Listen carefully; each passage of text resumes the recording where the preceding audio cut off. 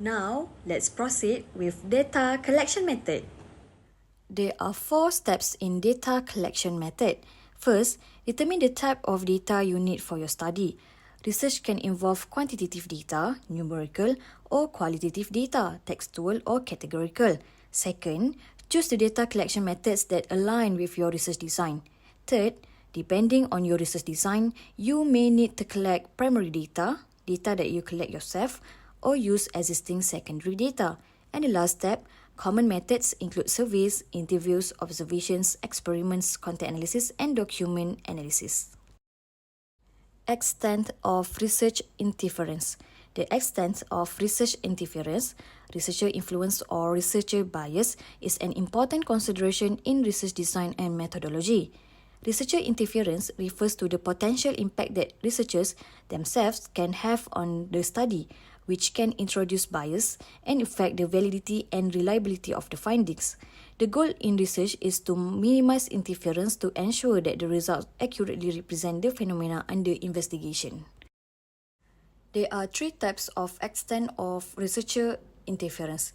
The first one is minimal interference, where researcher not interfere with the normal activities in a natural environment. For example, collect data from accountants, perhaps using questionnaire, to understand to what extent they experience stress. Researcher may use correlational study. Second type is moderate interference. Researcher has interfered more than minimal, moderate interference. For example, measure the stress currently experienced by accountants and then manipulated the extent emotional support given to them and measure the amount of stress at the end of the period. This is to establish a causal connection, cause and effect relationship. And the third one is excessive interference. Researcher wants to ensure any external factors, extraneous, that might affect the cause and effect relationships are controlled. Intervene maximally with normal setting. For example, consider any other external factors that might influence stress level among accountants by intensive questioning the respondents. Unit of analysis. A unit of analysis is the main subject or entity whom the researcher intends to comment on in the study. It is mainly determined by the research question. The unit of analysis is basically the who or what that the researcher is interested in analyzing. For example, individuals could be CEO, manager, or individual staff. Dyads is a study 2-person interactions. A pair is considered as one unit, such as mentor and mentee, teacher and students, and husband and wife. Groups or division could be a production department, groups of personnel or business unit. Organizations or industry is a company, NPO, etc. And as for the culture, it's a different culture or cross-culture. Data collection process. All methods of collection require rigorous and systematic design and execution that includes thorough planning, well-considered development, effective piloting, vague modification, deliberate implementation and execution, and appropriate management and analysis. Surveys. Surveying involves gathering information from individuals using a questionnaire. Surveys can reach a large number of respondents, generate standardized, quantifiable, empirical data, as well as some qualitative data. It also offers confidentiality or anonymity. Surveys can be descriptive or explanatory. It involves entire population or samples of populations. It captures a moment or map trends. It also can be administered in a number of ways. Surveys construction involves formulating questions and response categories, writing up background information and instruction, working through organization and length, and last one is determining layout and design. Advantage of questionnaire surveys. It is quick and easy to administer, can get a large amount of information in a short time, does not require trained interviewer, and relatively less expensive. As for disadvantage, quality of information related to the quality of the questionnaire, must have high school reading and writing ability to complete one, often needs follow-up, interview or observation, it may be difficult to construct, may have low response rate, responses may be incomplete, responses may be difficult to interpret, open-ended. As for online survey, the use of the internet has made a huge differences to the way surveys are conducted and has become a science unto itself. It is quick to implement and require lower costs. Interview. Interviewing involves asking respondents a series of open-ended questions. Interviews can generate both standardized quantifiable data and more in-depth qualitative data. However, the complexities of people and the complexities of communication can create many opportunities for miscommunication and misinterpretation. Interviews can range from formal to informal, structured to unstructured, and can be one-on-one or involve groups. When conducting your interviews, you will need to question, prompt, and probe in ways that help you gather rich data. You also need to actively listen and make sense of what is being said and manage the overall process. There are 4 types of interview. The first one is face-to-face interviews.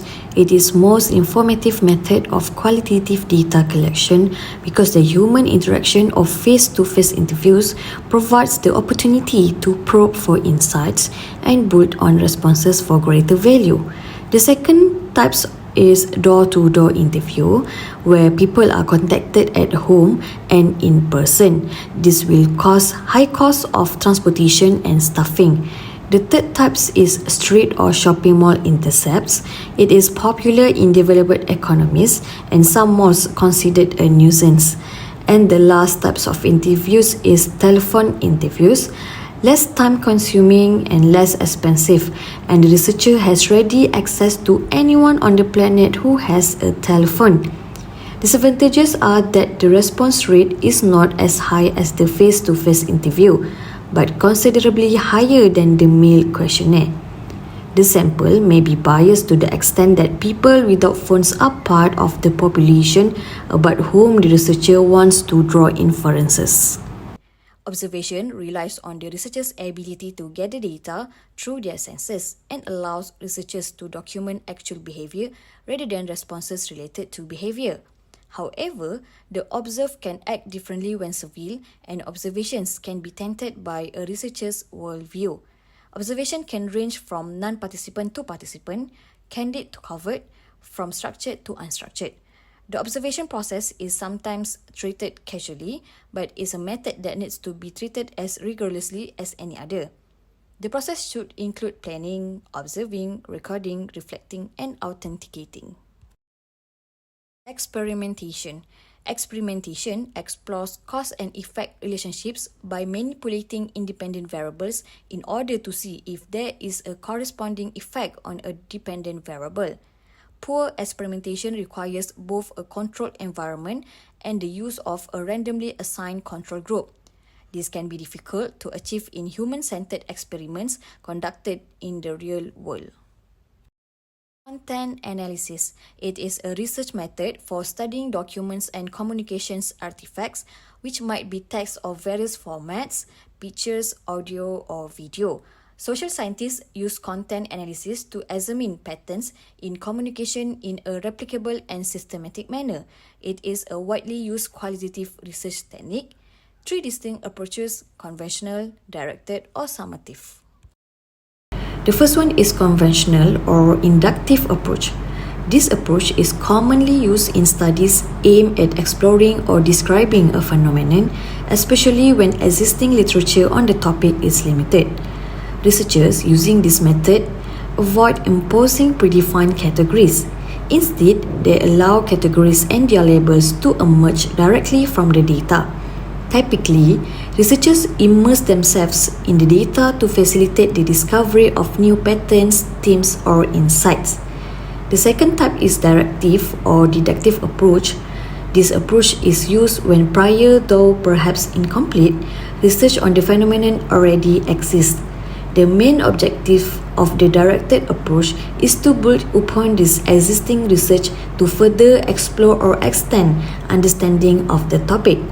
One of the key advantages of using prior research is that it helps in formulating the research question, predicting key variables, and anticipating relationships among those variables. This foundation also assists in developing a preliminary coding scheme which guides the initial analysis of the data. And the last type of content analysis is summative approach. The summative approach begins by identifying and counting specific words or content within the data. The initial goal is not to interpret the content's meaning, but to examine the frequency and usage of particular words or phrases. After this quantitative phase, the approach moves toward exploring the underlying meaning of the data.